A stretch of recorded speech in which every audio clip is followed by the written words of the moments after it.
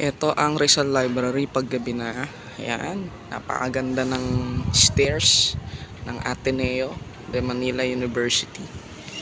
Ayan, ayan natin. Okay, so ito ang buong building ng Rizal Library. Ito ang scenery sa Ateneo kapag gabi na. Ang daming puno, daming ilaw, hindi ka madadapa dito. At syempre, ang buwan. Ay, ang ganda ng buwan. Okay. So ganito kaganda sa Ateneo pag gabi na. Yan. So maglakad tayo para makita natin. Oops. Yan.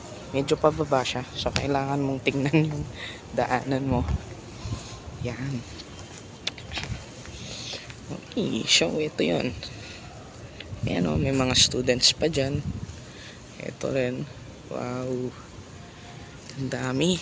Nakaka-amaze yung mga yung mga poste.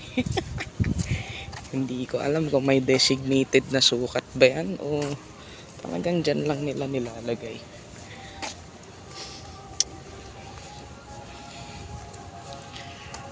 Yan. So bahala ka kung saan mo gusto dumaan, di ba? Ateneo by night.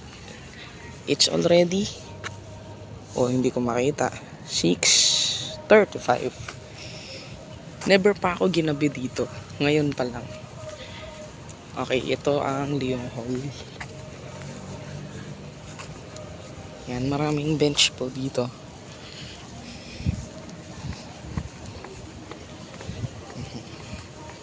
Never ako ginabi sa university. Lagi ako hapon. Pero kasi meron akong tinatapos sa library. At na-appreciate ko ang Rizal Library. Kasi pumasok ako dito 2019.